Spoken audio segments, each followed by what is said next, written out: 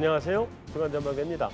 금융시장의 다양한 이슈를 뉴스보다 핫하게, 리포트보다 쿨하게 짚어보겠습니다.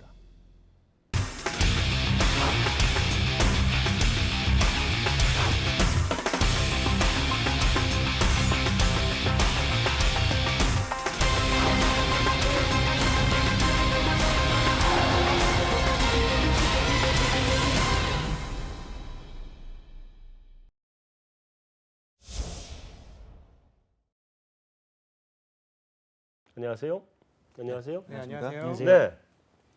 자, 뭐 요즘 연일 트럼프 얘기를 안 할 수가 없는데요. 미스터 트럼프죠. 네. 이분 얘기를 안 할 수가 없는데 이분 때문에 지금 뭐 채권 시장이니 어디니 뭐 요동치지 않는 게 없고 이분이 말 한마디만 하면 전 세계가 하여튼 뭐 난리니까.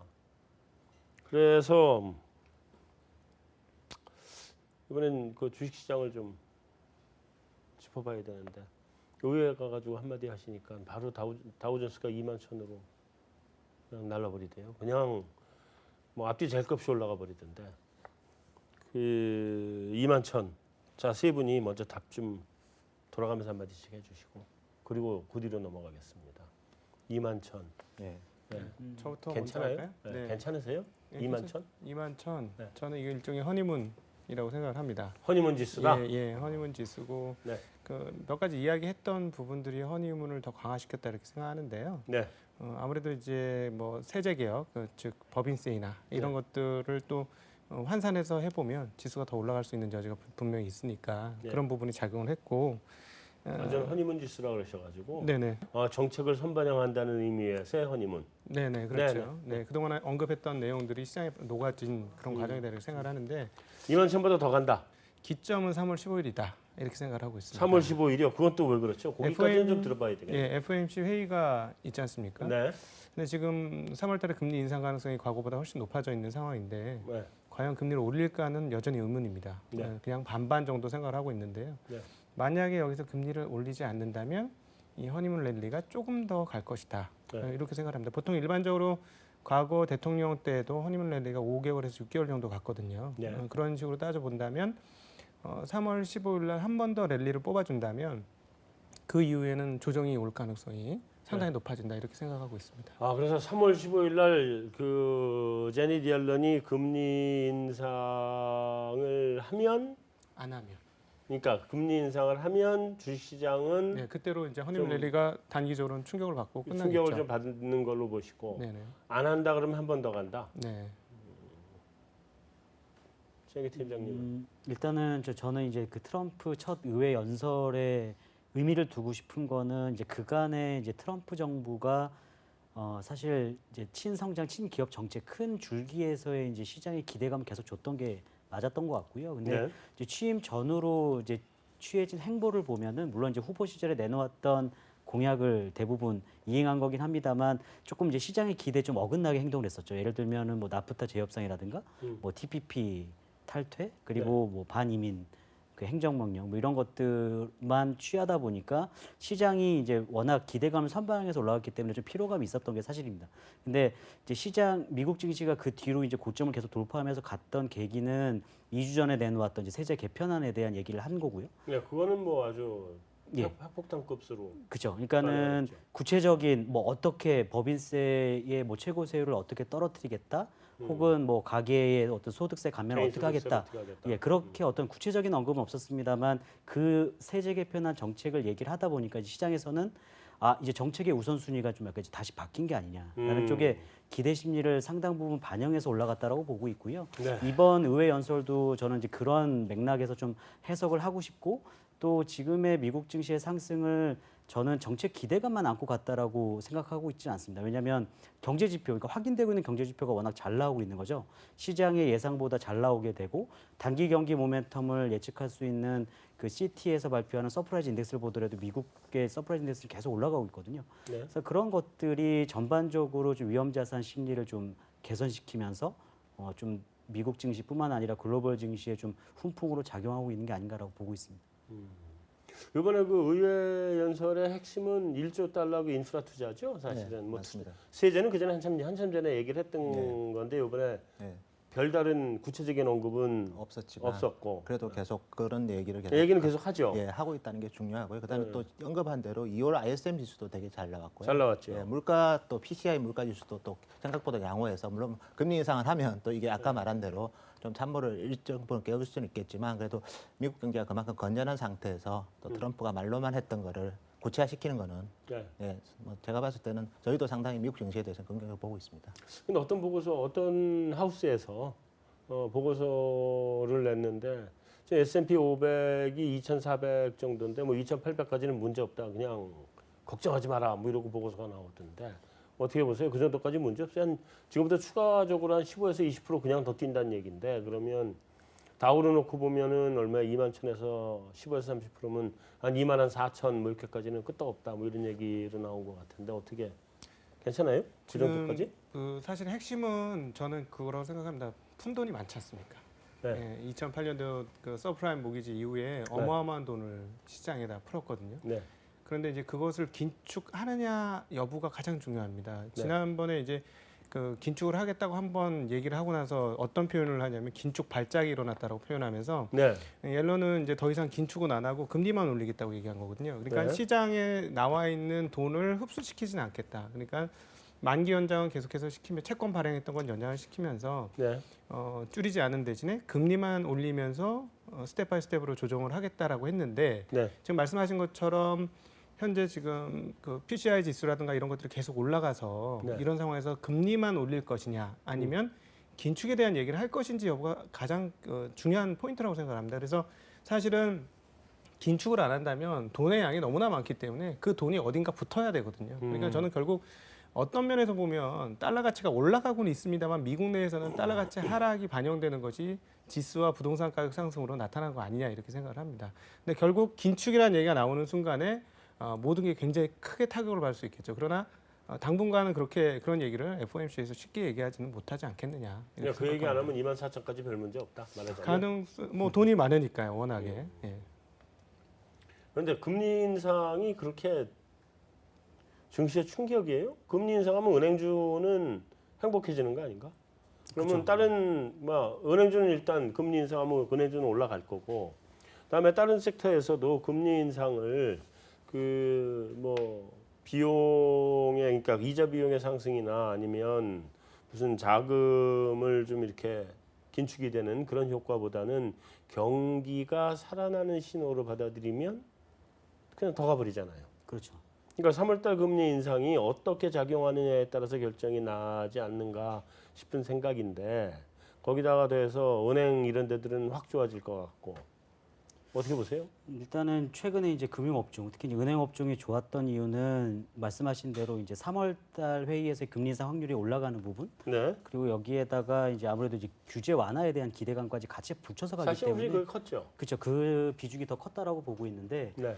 일단은 저는 물론 이제 3월달 회의에서 금리 인상 가능성은 높지 않다라고 보고 있습니다만, 그러니까 이런 거죠. 그러니까 3월달에 금리 인상을 지금 한다면 아무래도 좀 그간의 미 연준이 시장과의 의사소통한 것과는 좀 다르게 좀 시장이 우려가 커질 수 있다라고 보고 있습니다. 왜냐하면 지난해 12월달에 금리 인상 하고 나서 네. 시장이 이제 좀 어느 정도의 충격이 있었던 거는 점도표를 상향하면서 올해 원래 2번의 금리 인상 횟수를 얘기했던 게 3번으로 올라갔잖아요. 네. 그러니까 저는 지금의 펀더멘탈 상에서 어차피 25pp를 올려도 상단이 1%이기 때문에 네. 저는 이제 긴축을 해석하고 싶지는 않습니다만 시장에서 이제 우려하는 거는 이런 거죠. 이제 3월 달에 금리 인상을 하게 되면 남은 9개월 동안에 2번은 더 이상 할 수도 있지 않냐. 네 번의 의미를 그렇죠. 받아들일 수 그렇죠. 있죠. 그러니까는 과거에 이제 스텝 바이 스텝으로 가는 게 아니라 사실은 고앤 스탑으로 가고 있었는데 이게 다시 이게 스텝 바이 스텝으로 가지 않겠냐라는 시장의 우려가 많이 선반영된다면 아무리 이제 금리 인상이 경기 회복에 대한 시그널 혹은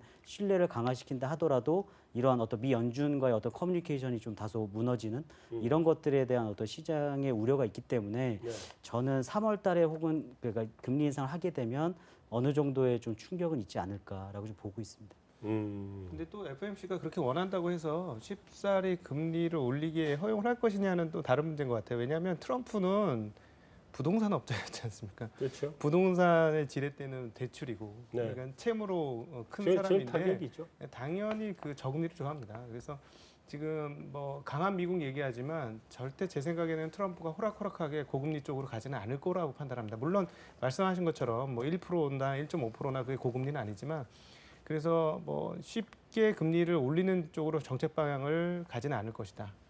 그런 생각은 하고 있습니다. 근데 이제 트럼프가 금리 결정을 할 수 있으면 그렇게 되는데 트럼프가 금리 결정을 하는 주체가 아니라 옐런이 하는 주체라 옐런이 했다 모르겠다 나서 나 연임 포기하려 그러고 올려버리면 가는 거거든요. 그러니까 이번 이제 그게 좀 3월이 문제죠. 좀 애매한 거죠. 애매하죠. 그 이후에는 뭐 바꿀 수가 있으니까 금리 문제는 이번에 의회 연설에 하여튼 재정 푼다는 거 말고는 딴 얘기 없었죠? 뭐 다른 거 더 있었나요 이번에? 뭐 두 가지 뭐 핵심적인 거죠. 이전과 거의 비슷하게 어메리칸 퍼스트, 그다음에 페어 트레이드 두 가지를 사실 얘기하면서 이제 그건 거기에 여태까지 수도 없이 얘기했던 계속 거잖아요. 얘기한 거고 이제 시장이 이제 긍정적으로 받아들였던 부분은 이제 말씀하신 대로 인프라 투자에 인프라가 대한 그리고 또 얘기 안 하던 게 나온 거죠. 그렇죠. 그리고 저 태도 자체가 네. 조금 이제 그간에는 좀 약간 독단적인 태도였다면 지금은 좀 이렇게 화합, 그러니까 의회가 이런 거를 좀 협조가 필요하다. 뭐 그렇죠. 그쵸, 협조 그런- 안 하면 안 되는 거니까. 그렇죠. 이제 그거. 그런 쪽의 제스처를 취했다라는 게 조금 시장에서는 조금 긍정적으로 받아들이고 있는 게 아닌가라고 보고 있습니다. 열심히 지금 트럼프가 립 서비스로 시장을 끌고 가잖아요. 예. 이게 시장을 끌고 가면 이게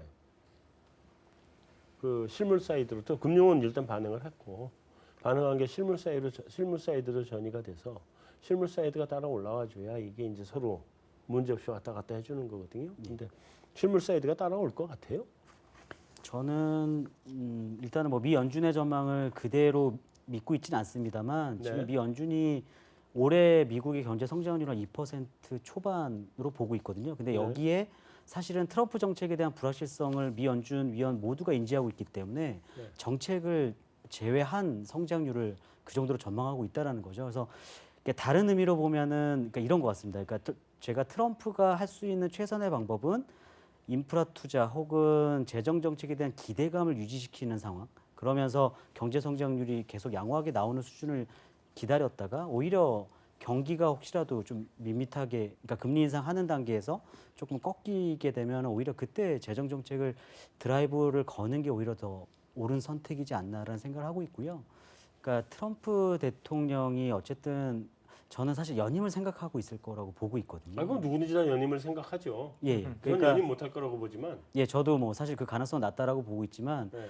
그러니까 지금 굳이 2% 성장률이 나오는 단계에서 네. 굳이 이제 재정 정책을 그렇게 무리해서 빨리, 그러니까 예산안이 편성된다 하더라도 그거를 빨리 이렇게 실행할 수 있느냐에 대한 좀 의구심이 있기 때문에 저는 오히려 지금은 정책 기대감을 그냥 유지시키는 정도, 계속 립 서비스를 하는 정도. 그래서 실물 경기가 지금 자연스럽게 올라오는 그런 구간을 저는 조금 더 사실은 바란다는 근데 난 좀 다르게 보는 게 예.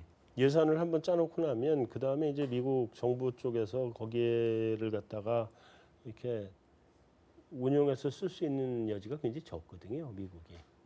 우리는 뭐 추경이니 뭐니 이런 게 많아가지고 바꾸기도 하고 또 그 편성이 5개년 편성을 갖다가 5년 뒤 걸 앞으로 쫙 당겨서 미리 당겨 쓰기도 하고 그러면서 그 신축적으로 운영해서 많이 가는데 미국 예산은 그렇게 신축적으로 쓸 여지가 그렇게 많지 않기 때문에 정해놓으면 가야 될 거예요. 이제 그렇게 생각을 하는데 문제는 이번에 율 선생님 이번에 저 누구야 그 트럼프 대통령께서 남의 나라 대통령이지만 그래도 존댓말을 써드려야지. 트럼프 대통령께서 그 4%를 언급을 했잖아요. 성장률 4%를 만들어내겠다. 네. 4% 나와도 괜찮아요? 그 1년 올해 4% 1년 털어먹고 내년에는 그냥 굶어 죽겠다는 얘기처럼 들리던데. 최근 들어서 어쨌든 간에 규제 완화를 통해서 네. 고용 창출도 많이 하려고 하고 네. 특히 최근 들어서는 또 외국 기업들한테 계속 미국에 공장 지어라. 그래서 네. 좀 인위적인 또 그런 유도도 많이 해서 일단 네. 목표는 세게 원래 부동산 하는 사람이 좀 뻥이 좀 세지 뻥이 좀 않습니까? 센 건가요? 예, 그래서 그런 맥락에서 좀 완화시키면 될 것 같습니다. 근데 나 4% 그렇게 그 미국 경제가 4%가 독이 되면 독이 됐지 약이 될 것 같진 않은데. 저는 그래도 이렇게 생각이 들더라고요. 이게 주마가편이라고 달리는 말에 채찍을 치는데 네. 채찍을 쳐서 더 빨리 갈 수는 있죠. 네. 근데 문제는 뭐냐 말이 너무 늙은 거예요. 그렇죠. 예, 늙기도 하고 예, 말이 너무 또 금방 늙어가지고 지치기도 하고. 또 먹을 것도 제대로 안 주고 그냥 채찍만 치니까 네. 달려가다 말씀하시고 걱정하시는 것처럼 일종의 미니 버블이 생긴 이후에 또 실물 쪽에서 위기가 발생하는 거 아니냐는 그런 걱정이 있죠. 그러니까 연준은 분명히 그걸 알고 있어서 목표치인 한 3%까지는 금리를 올려놔야 되는데 네. 그것도 못 올린 상태에서 경기가 꺾이게 되면 그 이후에는 좀 수습하기 어려운 상황 아니냐 그런 걱정도 분명히 있습니다. 자, 그래서 지금 이제 우리 최 팀장님, 예. 실물이 4%까지 정말 간다 그러면 연준은 3월부터 금리 인상해야 되는 거 아니에요? 그렇게 가는 전망의 힘을 얻으면 그죠. 3월에도 그러니까 금리 인상을 주저할 필요는 없는 거죠. 근데 제가 드리고 싶은 말씀은 그러니까 1월 고용 지표를 예를 들어서 물론 이제 2월 달 고용 지표도 봐야겠습니다만 그러니까 그 1월 달 FOMC 의사록을 보더라도 상당히 이제 경기 판단에 있어서는 긍정적으로 바뀌긴 했습니다만 네. 물가에 대한 우려는 크지 않았거든요. 그러니까는 뭐 아시겠지만 고용 시장이 상당히 좋고 양쪽으로 회복세는 지속이 되고 있습니다만 아직까지 미 연준이 의도하고 있는 어떤 물가 상승 압력을 만들 만한 임금 상승률이 좀 여전히 미진한 네. 상황이거든요. 그러니까 PC 목표치 2%에 도달하기 위해서는 최소한 임금 상승률이 3% 전후로 붙어야 되는데 네. 지금 지난해 12월 달에 2.9%까지 잠깐 물론 이제 그것도 이제 베이스 이펙트가 컸던 것 같고 이번에 다시 2.5%로 떨어졌기 때문에 저는 이 임금 상승률이 조금 더 속도를 내는 구간을 미 연준이 충분히 기다리지 않을까라는 생각을 하고 있어서 그래서 저는 3월 달 금리 인상보다는 3월 달 회의에서 다음번 금리 인상 시점에 대한 어떤 구체적인 시그널을 제시를 해서 조금 시장이 준비할 수 있는 시간을 주지 않을까라고 좀 보고 있습니다. 시계날을 한번 줬잖아요. 시기에 대해서는 fairly soon이라고. 근데 이제 그거는 뭐 그 의사로 정도 가지고는 아니다. 그렇죠. 빠른 시일 그러니까 지난번 내면은 금리 인상할 때처럼 다음번에는 그렇죠. 날짜를 딱 다음 달 12월 딱 찍는 형태가 나와야 된다. 그렇죠. 다음 회의에서 뭐 금리 인상이 적절하다고 뭐 대부분의 연준 위원들이 판단하고 있다라는 정도의 시그널을 주는 게 오히려 더 시장이 좀 준비하는 시간을 가질 수 있지 않을까. 그럼 3월에는 그렇게 시그널을 주는 걸로 끝낸다. 저는 그렇게 보고 있습니다. 어떻게 보세요? 저희 하우스뷰랑 똑같아가지고요. 제가 똑같아요, 저희도 하우스뷰랑? 6월, 12월 금리 인상이고 그럼 뭐 다- 분위기는 뭐 최근에 뭐 이때 인상 확률이 64%까지 오르긴 했지만 네. 특히 아마 3월 13일에 2018년 예산이 나올 겁니다. 그래서 그것도 좀 확인도 해야 될 것 같고 네. 그다음에 부채 탕감 규모 이런 것까지 다 이제 확인해 본다면 저희도 신호만 좀 주고 실제로는 6월, 12월로 저희 하우스뷰는 보고 있습니다. 어떻게 보세요? 몇 월? 3월 15일쯤인데 이벤트가 너무 많습니다. 3월 15일 날 네덜란드 총선이고요. 뭐 그럼 뭐 계속 있죠. 네. 근데 지금 분위기상으로는 미국이 원하는 방향으로 가지 않을 가능성이 상당히 높고 극우 정당 자유당이 집권할 가능성, 집권이 아니고 이제 다수당이 될 가능성이 매우 높습니다. 그래서 그런 분위기들까지 과거에도 보면 그런 브렉시트라든가 이런 것들을 감안했던 FOMC의 행보를 감안해 보면 저도 개인적으로 뭐 반반 이상이다라고는 나오긴 하지만 만만치는 않을 것이다 올리기는 그렇게 생각하고 있습니다. 5월도 있죠, FOMC가. 네. 5월은 가능성이 별로 없나요? 글쎄 이제 뭐 옐런 연준 의장은 뭐 항상 모든 회의에서 금리 인상을 저울질할 거다라는 얘기를 했기 때문에 네. 물론 가능성을 배제할 수는 없습니다만 어쨌든 정식으로 기자회견이 예정된 회의에서의 사실은 금리 인상을 하는 경우가 많았기 때문에 네. 물론 이제 5월에 뭐 긴급하게 금리 인상하고 나서 또 임시적으로 기자회견을 가지면 그만입니다만 네. 그렇게 하기보다는 오히려 이제 6월 정도 왜냐하면 4월 아까도 이제 유로존 쪽 선거 일정 말씀하셨습니다만 오히려 지금 시장에서 주목하고 있는 거는 프랑스 대선이거든요. 근데 그렇죠. 그죠 4월 20 프랑스 대해서는 좀 충격이 올 수 있어요. 그렇죠. 근데 4월 23일에 1차 대선이고 결선이 5월 7일에 있는데 네. 아무래도 결선까지 갈 가능성이 높다라고 보고 있거든요. 그래서 그렇게 되면 아무래도 그 부분을 좀 봐야 될 것 같고 오늘 결선 안 가고 끝나는 거 아니에요? 르펜이 완전히 밀리는 것 같은데 요즘은. 그죠. 근데 지금의 뭐 여론조사 지지율을 보면은 어느 정당 하나 지금 과반수를 그건 확보하지 없으니까. 못할 가능성이 높기 때문에 네네. 양자 구도까지 가서 결정이 날 가능성이 높다라고 보고 있습니다. 그래서 그렇게 보면은 그러한 이벤트까지 좀 고려하고 또 하나는 이 물가 같은 경우도 사실은 1분기가 베이스 이펙트가 가장 크잖아요. 유가가 지난해 2월 달에 저점이었기 때문에. 네네. 그래서 그런 거를 보면은 이제 물가가 1분기에 고점을 찍고 어느 속도로 유지돼서 가는지 여부도 좀 확인을 해야 될 것 같고. 그래서 그런 것들을 감안하면 저희도 좀 6월 정도가 편하지 않겠냐라고 생각을 하고 있습니다.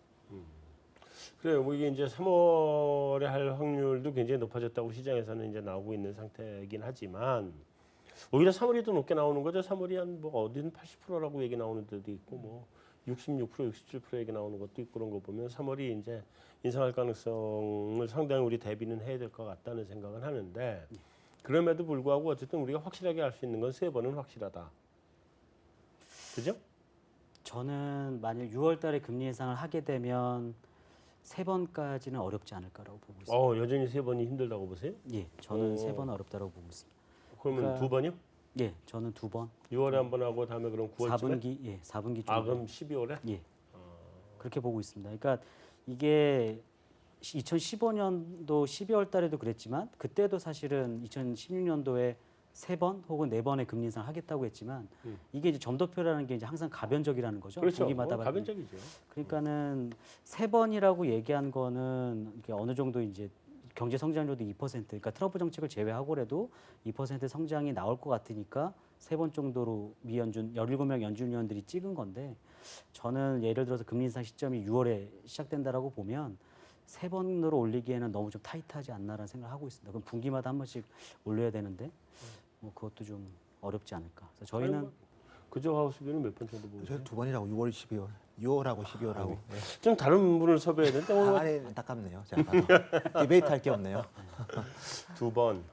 이게 그러니까 미국 경기가 생각만큼 그렇게 탄탄하지는 아직은 못하다 이렇게 지금 보는 거네요. 그죠?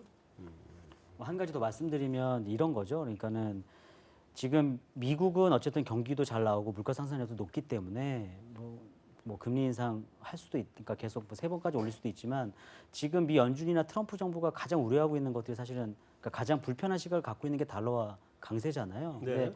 지금 사실은 유로존이라든가 뭐 영국, 일본 이런 나라들은 아직 기준금리 정상화 단계도 밟고 있지 않고 오히려 양적 완화 프로그램을 계속 시행하고 있는 네. 단계 양적 완화를 있잖아요. 그만둬야 말아야 되냐 그쵸. 이런 정도 얘기 나오고. 뭐 그런 정도 얘기가 나오고 있는데 거기에 그런 상황에서 미국이 금리 인상을 예를 들어서 3번을 계획대로 가져간다 그러면 이게 통화 정책 어떤 다이버전스, 뭐 대내외 금리차 스프레드 이런 것들로 인해서 오히려 달러와 강세를 좀 피하기 어렵지 않을까라는 생각을 하고 있어서 그런 측면도 좀 고려한다면 올해 한 2번 정도로 보는 게 좀 지금은 좀 저는 합리적이지 않나라고 보고 있습니다. 근데 트럼프 대통령의 전략이 예.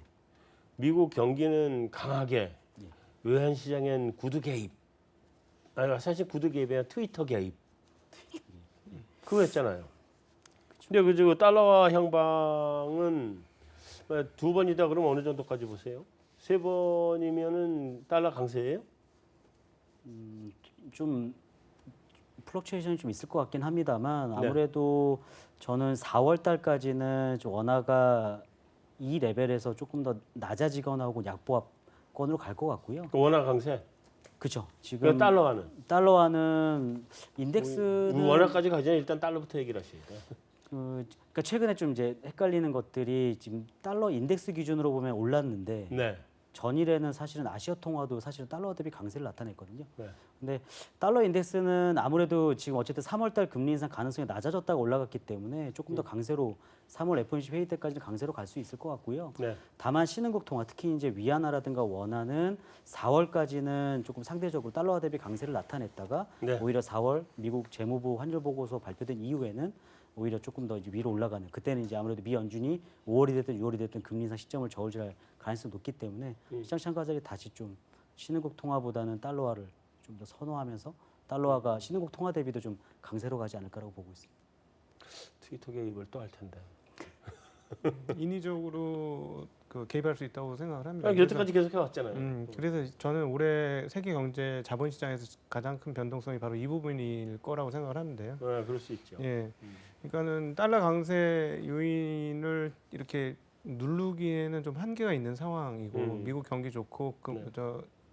소비자 물가 좋고 다 이런 상황이기 때문에 그러니까 결국은 인위적으로 찍어 누를 수밖에 없을 거고요. 네. 이미 뭐 중국이나 뭐 독일이나 이런 쪽에 대해서는 언급을 했으니까. 근데 실상 중국은 만만치 않고 잘 아시다시피 외환 유출이 너무 많아요. 지금 부채가 너무 많다 보니까 네. 중국 친구들이 중국에 투자를 안 하고 전부 외국으로 나가서 외국 투자를 하고 있어서 네. 3조 달러 이하로 외환 보유가 떨어졌고 그러다 보니까 자연스러운 위안화 약세가 온 상황이라 압박을 해도 쉽지는 않은 상황이니까 오히려 잘못하면 그것 때문에 환율의 유탄은 뭐 이 한국이라든가 이런 쪽으로 튈 가능성이 되게 대단히 높다 이렇게 생각을 하는데 네. 사실 자본시장 입장에서 보면 원화 강세와 주식시장은 원화 강세와 상관관계를 가지고 있습니다. 정의 상관관계. 네. 원화 강세가 있을 때 한국 주식시장이 좋았기 때문에 오히려 저희 그 현장에 있는 사람들은 좀 그렇게 되는 게 좋지 않겠어 하는 뭐 그런 생각도 많이 하고 있습니다.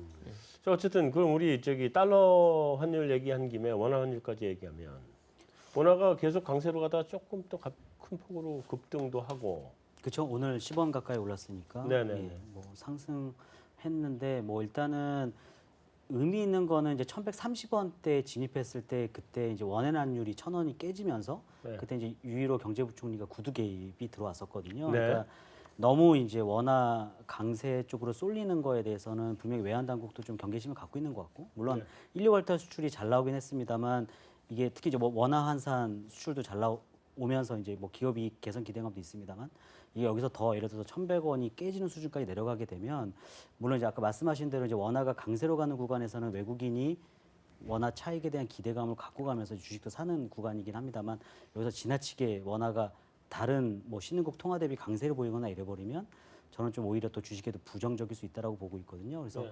그런 것들을 보면은 지금 여기서 더 레벨이 낮아진다 하더라도 뭐 1,120원 뭐 수준, 그러니까 1,100원을 깨고 내려가기는 좀 어렵지 않을까라고 보고 있고요. 네. 1,130원, 뭐 1,140원, 뭐 박스권을 보이다가 네. 오히려 이제 그 하반기서부터는 이제 미 연준의 금리 인상 사이클과 맞물려서 조금 위쪽으로 계속 올라가지 않을까. 그래서 전 예. 단기적으로 어느 정도까지 보고 있어요? 원화? 단기적으로 저는 지금 예, 요거 밑단으로 다 안 내려간다고 보고 저는 좀 어렵다라고 보고 있습니다. 어렵다고 보고 예. 있다. 이번에 곧 그 환율 안정 보고서 나올 거 아니에요, 그죠? 그렇죠. 4월에 재무부 환율 보고서가 나오죠. 환율 그 보고서 나오면 그러면 그때까지는 계속 원화 환율은 좀 불안한 건가요? 그렇죠. 변동성은 좀 커질 것 같고 네. 뭐 실상 근데 지금 이제 원달러 환율이 자연스럽게 내려갈 수 있는 구간이냐? 그러니까 외국인이 뭐 오늘처럼 뭐 6천억 원 이상의 순매수를 계속하게 되면 아무래도 원달러 환율이 더 밀릴 수는 있겠지만 네. 이 구간, 그러니까 이러한 어떤 순매수 기조를 계속 이어나가기도 좀 어렵지 않을까라고 보고 있고 네. 이미 달러 인덱스가 이제 이미 100일선 후반까지 올라간 상황이기 때문에 그렇다고 보면은 원달러 환율이 여기서 더 방향성을 밑으로 틀어서 내려가기는 좀 어렵지 않을까라고 보고 있습니다. 그렇게 보고 계신다. 그러면 원하는 밑에까지 왔으면 예. 외국인들이 이제 환율 가지고 먹을 수 있는 건 없다는 얘기네요. 그렇죠. 환차익을 노려서 들어오기보다는 이제 1분기 아마 기업 이익 실적에 대한 기대감을 갖고 들어오려면 그거 예, 들어와야 그거로 된다. 들어와야겠죠. 예. 자, 그러면 이런 관점에서 네. 2,100인데요. 예, 예. 이제 일단 환으로 먹기는 어렵다. 뭐 이런 일단 환으로 먹을 수 있다고 보세요? 그쪽 하우스? 저희도 뭐 사실 저희는 이제 혹시 1,100원을 깨더라도 네. 거기서 더 세게 빠지지는 않을 것 같고요. 네. 예를 들어서 수출도 지금 생각보다 좋고 그다음에 어쨌든 환율 조작국 관련해서 4월달에 보고서도 나와야 되고 네. 혹시 미국에서 금리 인상을 해버리면 3월에 뭐 1,100원을 일시적으로 깰 수 있겠지만 그 밑에 또 하반 경직성 유지가 될 것 같고요. 네. 어쨌든 저희는 환율에 대해서는 그렇게 보고 있고요. 그러니까 그렇게 본다 그러면 예. 그 이제 기업 실적만 가지고 2,100단에 올라섰는데 지금 지난번 올랐었다가 예. 주저앉았다가 지금 다시 올라선 거잖아요. 예. 그죠? 예. 이게 앞으로 쭉 이렇게 아니면 저희가 봤을 때는 상반기에는 크게 나쁘게 볼 필요는 없는 것 같아요. 생각보다 실적들이 너무 특히 1분기 실적도 뭐 특히 IT가 당연히 시가총액이 제일 크지만 네.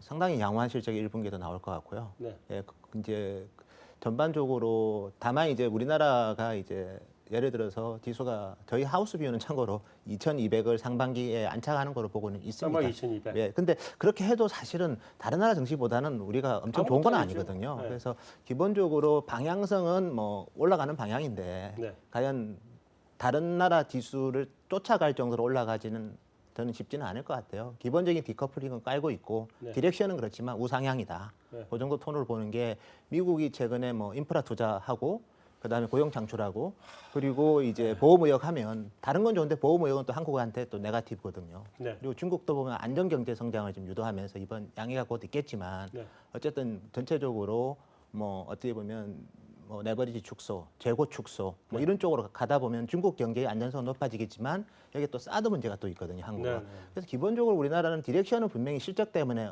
우상향인데 아주 세게 올라가기에는 좀 부담- 미국이랑 한국, 중국에서 부담스럽다? 한국에 좀 부담스러운 그런 부담이 있다 이렇게 네. 보고 있습니다.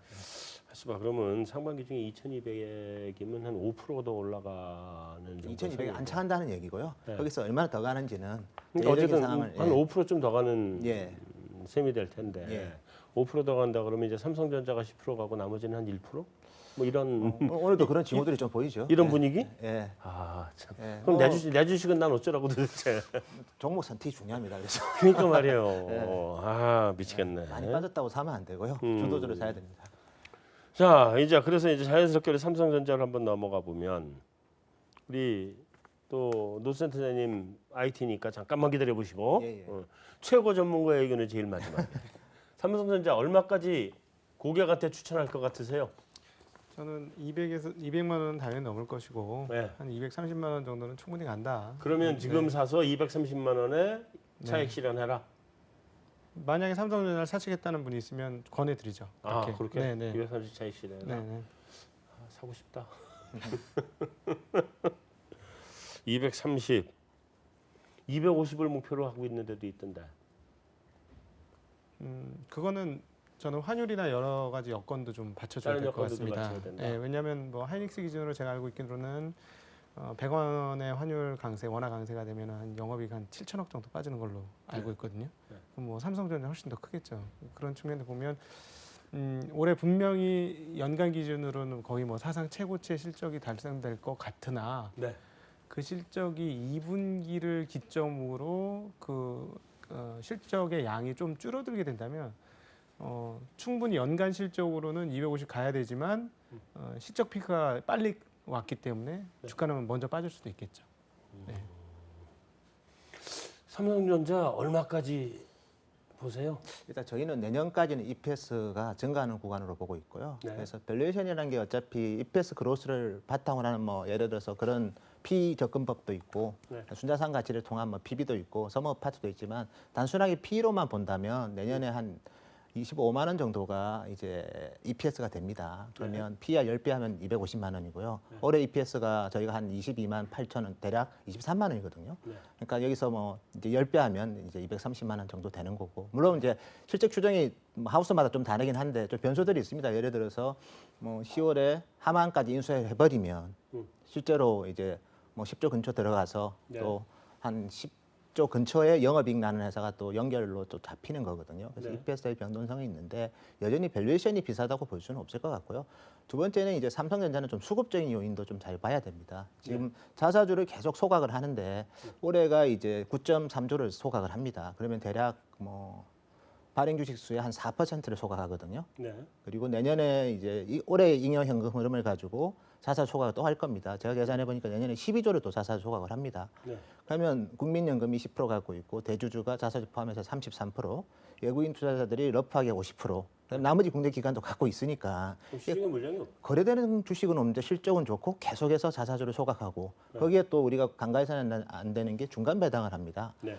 뭐 연간 배당하는 것보다 중간 배당이 복리 효과가 있지 않습니까? 배당 수익률 관점에서 본다면 그걸 종합해 보면 실적이 안 깨지는 이상 쉽게 팔 필요는 없는 것 같아요. 다만 삼성전자보다 더 많이 빨리 갈 종목이 있으면 그런 교체 매매는 뭐 할 수도 있는 거지만 네. 그것도 귀찮다고 하면 그냥 바이앤 그냥 홀드하는 들길 수도 것도 각이 없다? 예, 전 내년까지는 괜찮지 않을까 그래 보고 있습니다. 근데 하여튼 올해 10배만 보세요. 삼성전자 그래도 한 12배까지도 그래서 봐도 되는 뭐 거 아닌가? 사실은 이제 지금은 이제 워낙 이제 비수기에 네. 메모리 가격이 한 디램 가격이 한 40% 오르고 네. 랜드 플레이스가 2월 달까지 한 18% 올랐거든요. 네. 사실은 계절적 비수기에는 가격이 10% 빠져야 됩니다. 네, 그러니까. 네, 반대로 가격이 40% 오르고 15% 오르는데 이러니까 이거 다 올랐다. 네. 그래서 팔아야 된다고 주장하는 분들도 분명히 매도 리포트가 있거든요. 나왔었죠. 근데 중요한 거는 왜 비수기에 가격이 오를까에 대한 고민을 별로 안 하는 것 같아요. 네. 계절적 성수기에 제품 사기 위해서 미리 만들기 위해서 뭐 반도체든 디스플레이 부품을 오더를 보통 이제 뭐 7월부터 많이 하는데 네. 왜 1월부터 이렇게 축적을 할까?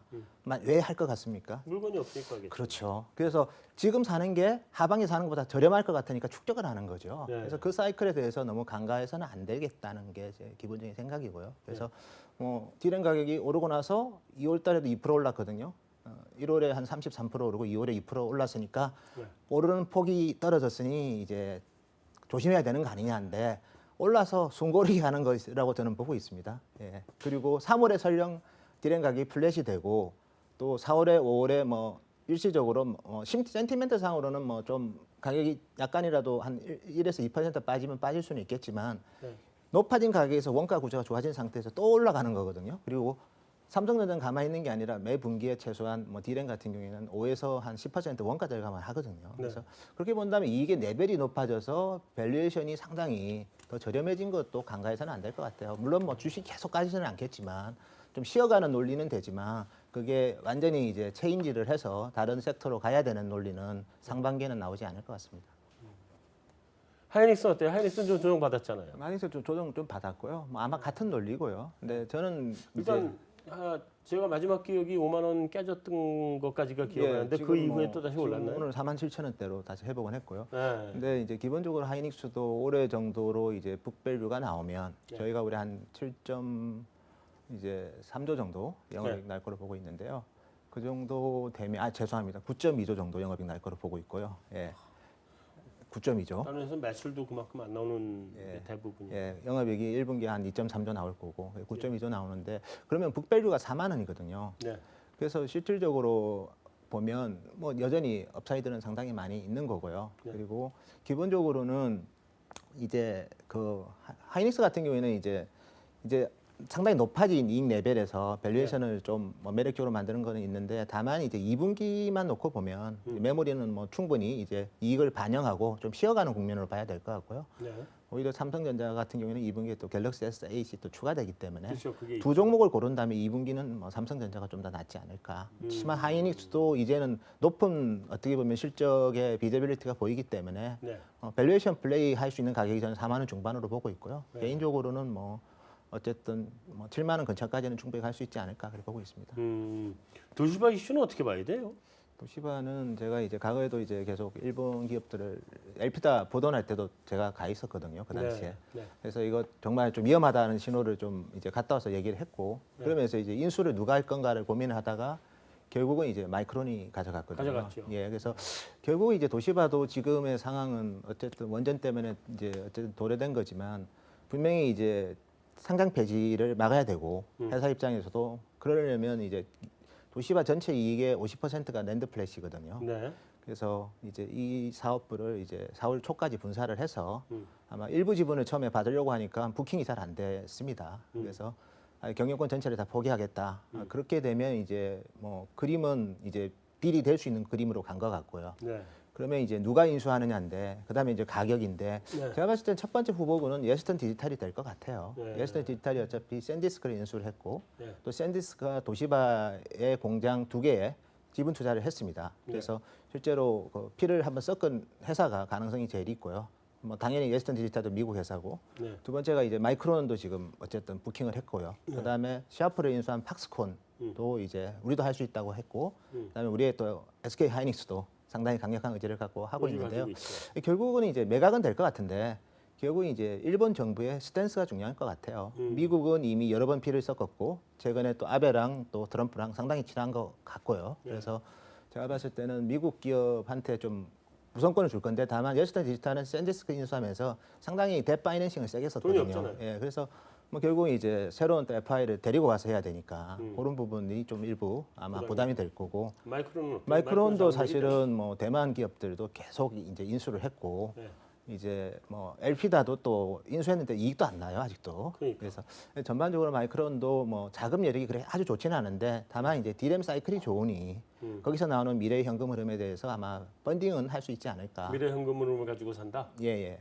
그래서 물론 뭐 차입하면 되는 거죠. 근데 차입보다는 아마 또 이런 뭐 FI를 데리고 오지 않을까. 음. 그래서 하이닉스가 미국 기업보다 불리한 건 분명히 맞는 것 같고요. 네. 그렇지만 아예 중국 기업처럼 배제되고 그러지는 않을 것 같습니다. 중국이나 대만한테는 안 줄 가능성이 높고. 대만은 어쨌든 팍스콘이 샤프를 인수를 한 그게 근데 있어서 샤프는 이 예. 반도체하고 또 다르니까. 예, 근데 어쨌든 뭐 도시바 비즈니스는 이익이 엄청나는 비즈니스고 랜드 플래시는 샤프는 뭐 대규모 적자의 파산 직전이었기 때문에 그러니까. 좀 경우는 다를 것 같긴 한데 하이닉스가 그러면 그 토시바는 얼마를 말하자면 시천말로 쏘느냐에 따라서 너무 센 것 같습니다. 가능성이 사이즈가 25조 이렇게 얘기가 지금 나오고 있어가지고요. 어, 그러면 하이닉스 주가가 가야 될 것 같아요. 랜드 플레이스의 가치가 그 정도 되느냐. 삼성전자의 가치는 뭐 도시바보다 훨씬 막강한 회사이기 때문에 네. 랜드의 가치만 아마 영업 가치가 그래 되면 뭐 50조가 돼야 돼버리면 아마 그 정도로 딜이 되면 삼성전자 주가가 많이 올라갈 수 있을 것 같습니다. 아, 오히려 삼성전자가 많이 간다. 예, 그럼 그것도 삼성전자 사야 되네. 예, 이래저래 엮입니다. 네. 네. 그 갤럭시 8 네. 그건 어떻게 좀 잘 될 것 같아요?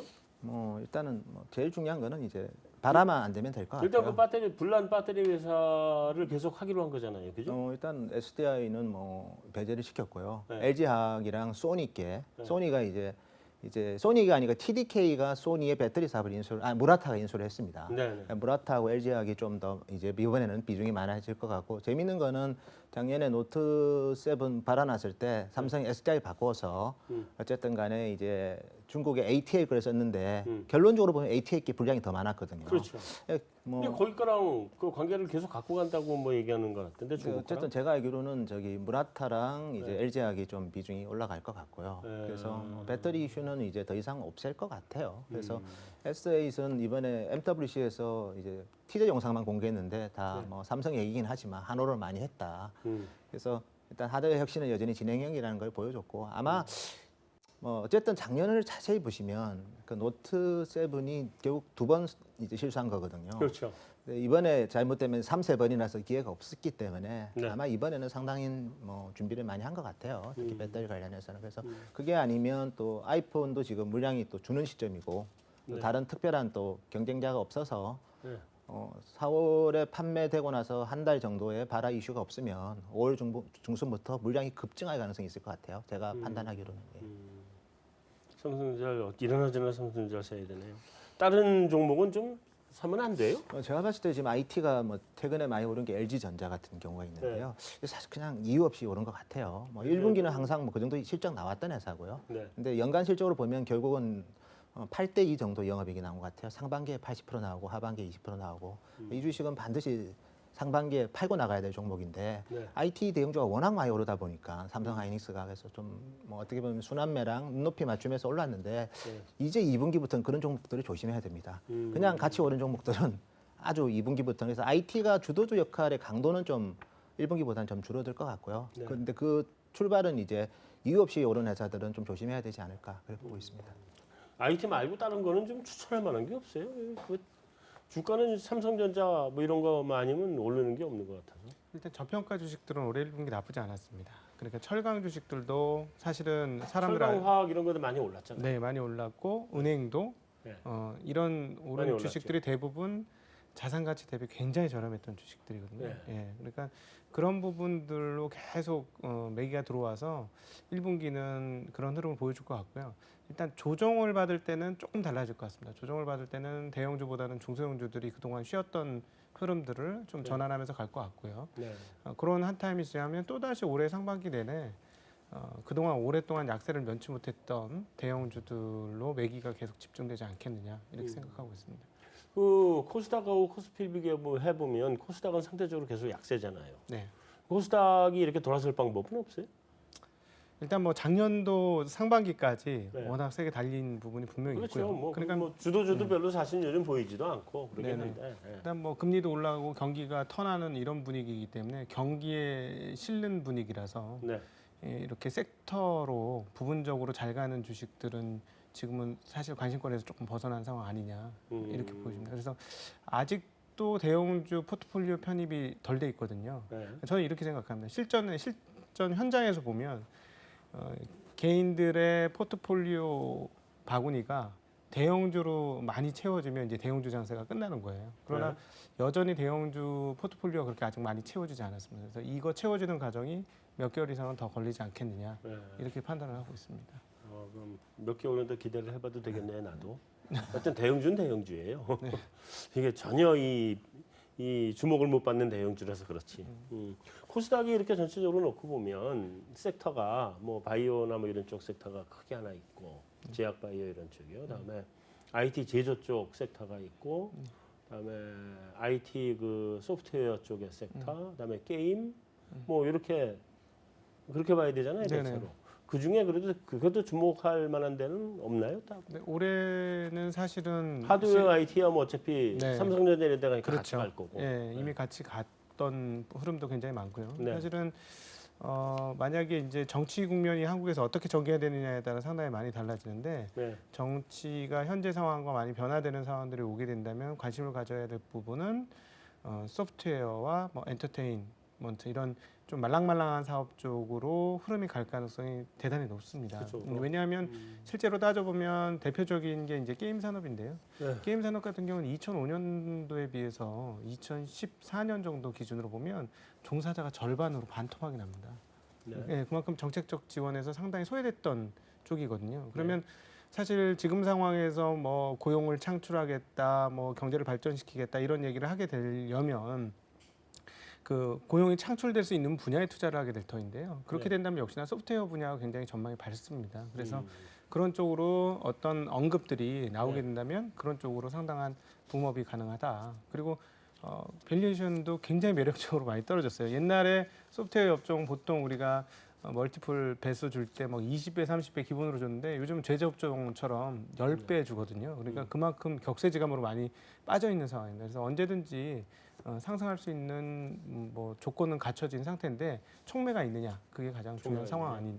아닌가 싶습니다. 우리 증시에 그 변동성을 갖고 올 하여튼 그 재료 두 가지를 그래도 좀 가볍게라도 짚어보고 가야 될 것 같은데, 하나가 트럼프 대통령발 보호무역, 또 하나가 중국발 사드 뭐 양회 뭐 이런 중국발 이슈. 이게 G2가 다 우리한테 폭탄이네 그러고 보니까. 네.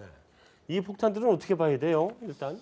양해는 어쨌든 제가 언급드린 것처럼 네. 이제 오히려 중국이 좀 건전한 성장을 이제 요구하고 있고, 그거는 네. 중국의 시스템 붕괴를 일단 막는다는 측면에서 보면 네. 전체적으로 매크로 이슈로서 불확실성은 제거되는 오히려 긍정적인 뉴스가 될 것 같아요. 양해는 네. GDP 성장률이 뭐 6.5가 되든 6.8이 되든 네. 그 정도면 건전 성장으로 볼 수 있는 거고요. 그렇죠. 근데 사드는 또 상당히 미세하게 국내 기업들한테 지금 뭐 화장품이랑 뭐 여행이랑 뭐 엔터테인먼트 이런 게 영향 받는데, 다양한 것 이제 앞으로 뭐 자동차랑 IT로 또 걸 수도 있는 거거든요. 네. 그래서 불확실성이 존재하고 있다는 건 또 주식시장에 또 되게 안 좋은 겁니다. 일단 갤럭시는 어떻게 보세요? 갤럭시는 이제 중국에서 마켓시어가 뭐 작년부터 되게 안 좋아가지고요. 3분기 한 4.7%, 네. 4분기는 아직 뭐 셀아웃 넘버는 안 나왔지만 셀아웃은 소비자가 사간 마켓시어거든요. 네. 한 4% 이하가 됐을 것 같아요. 제가 봤을 때는. 음. 그래서 이미 중국에서 삼성 스마트폰은 존재감이 이렇기 때문에 네. 뭐 오히려 다른 업종보다는 좀 방어적이다. 그리고 중국 회사들이 마켓시어가 올라갔다는 거는 그게 들어가는 메모리 반도체랑 디스플레이는 또 삼성전자랑 디스플레이 공급하기 때문에 네. 상쇄되는 효과가 상당히 있기 때문에 상대적으로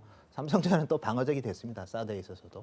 근데 이제 미국의 보호무역은 뭐 이번에 LG전자도 테네시 쪽에 어쨌든 세탁기 공장 짓는다고 이제 발표도 했고, 네. 삼성도 지금 생활가전 쪽으로 좀 이제 초점을 맞추고 있는데, 다만 이제 어쨌든 우리나라 기업들이 이제 특히 IT 회사들이 짓는 거는 주로 이제 가전 공장인데, LG전자한테는 중요하지만 삼성전자한테는 또 가전이 이익도 별로 안 나거든요. 그래서 사실은 뭐 그런 부분도 오히려 다른 산업보다는 보호무역이 예를 들어서 뭐 철강이나 이런 쪽보다는 네. 조금 덜 할 것 같아요. 어쨌든 보호무역과 사드는 상당히 디테일하게 특정 산업과 기업에 영향 주는 건 분명하기 때문에 네. 어쨌든 한국 증시가 특히 선진 증시보다 아니면 중국이나 이런 데보다도 좀 못 쫓아가는 구실은 되지 않을까 그래 보고 있습니다.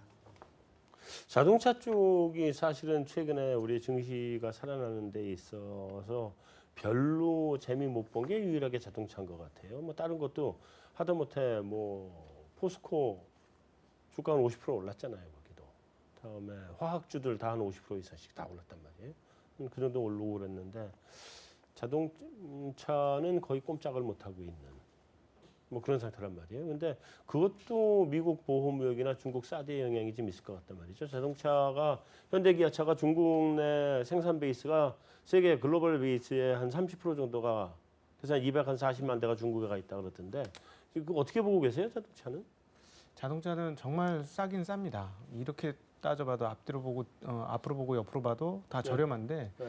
이 투자자들이 현대차의 미래에 대해서 긍정하지 못하고 있는 것 같아요. 과연 현대차가 계속 그동안에 해왔던 것처럼 잘할 수 있을 것이냐 네. 이런 의혹이 많은데 왜냐하면 트렌드가 굉장히 급격하게 변하는데 약간 애매한 포지션인 거죠. 이제 브랜드 가치도 완벽하게 형성을 하지 못했고 네. 중국 같은 경우는 이제 어차피 동력 장치 안 되니까 전기차로 완전 방향을 틀어서 가고 있는 상황인데 네. 거기에 대한 준비도 되지 못했고 그러니까 이런 애매한 상황이다 보니까 계속 할인이 많이 되는 것 같습니다. 분명히 저렴합니다만 쉽게 프리미엄을 못 받는 그걸 이제 투자자들이 다 인식을 하고 있는 것이죠. 네. 그래서 이런 인식을 변화시키려면 어떤 나름대로 이거 정말 성장성이 있어 하는 것들을 현대차가 보여줘야만 주가도 같이 슈팅할 수 있지 않을까 이런 생각을 하고 있습니다. 아, 그러면 이제 성장성이나 아니면 확실하게 자리 잡는다는 그런 어떤 네, 시그널들을 뭔가 시장에 보여줘야 신경 되겠죠. 네. 한전부지 도로 매각하면 되나?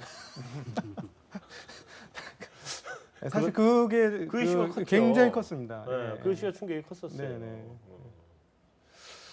그래요. 자, 우리 3월에 그 최진영님 그 탄핵부터 시작해서 뭐 우리 이슈가 정치판에서부터 시작해서 온갖 종류의 이슈가 막 그 많은데 3월 전반적으로 우리가 점검해야 될 변수 좀 짚어주시고 예. 또 이번 주에 나올 주요 경제 지표 예. 어떤 게 있는지 주목해야 될 거 예. 한번 짚어주시죠. 일단은 뭐 탄핵과 관련된 불확실성은 뭐 3월 둘째 주 기점으로 해서 뭐 인용이 되든 기각이 되든 네. 뭐 일단은 뭐 해소 물론 이제 뭐 기각이 되면 조금 불확실성은 좀 연장되는 쪽으로 봐야 되지 않나라고 보고 있고요. 국내 경기에 대한 시각은 좀 극명하게 좀 갈리는 것 같아요. 그러니까 사실은 내수는 상당히 안 좋잖아요. 그러니까 네. 소비 심리라든가 여러 가지 내수 지표들은 안 좋은데 다만 수출은 또 올라오고 있단 말이죠. 그러니까 내수 지금 2월 달에 소비 심리가 뭐 1.1포인트 반등을 하겠습니다만 이게 바닥인지 어떤 시그널들이 좀 나와 준다면 조금 이제 국내 경기에 대한 어떤 긍정적인 시각 이런 건 좀 가져볼 수 있지 않을까라고 보고 있고요. 수출 경기도 아마 3월 달 그리고 혹은 상반기까지는 저는 증가율은 둔화되더라도 플러스 증가율은 유지될 수 있지 않을까라고 보고 있습니다. 그래서 그런 것도 좀 봐야 될 것 같고 그다음에 3월 중순에 있는 FOMC 회의 이전 그리고 이제 아무래도 미 연준 위원들이 이제 블랙아웃 기간이기 때문에 아무래도 고용 지표를 봐야겠죠. 그래서 고용 지표가 양적으로는 뭐 10만 명 중후반 나올 것 같고요. 임금 상승률이 이제 어느 정도 되는지 그리고 실업률이 떨어지지만 이게 경제활동 참가율이 올라가면서 실업률이 떨어지는 건지 뭐 이런 것들을 확인해 보면서 조금 FOMC 회의에 대한 어떤 힌트를 가져보고 좀 점검해 보는 게 중요하지 않을까라고 보고 있습니다. 네. 이번 주 주요 우리 경제 지표 이런 건 뭐 우리나라는 뭐 잘 아시겠지만 이제 경제 지표가 주로 이제 월말 월초에 네. 주로 이제 뭐 산업 생산이라든가 수출이 발표되기 때문에 네. 우리나라는 뭐 뚜렷하게 볼 건 없다. 아무래도 대외 이벤트를 많이 봐야 될 것 같습니다. 네. 여기까지로 해서 우리 그 메인 토크는 마무리하고 외신 인사이드로 넘어가겠습니다.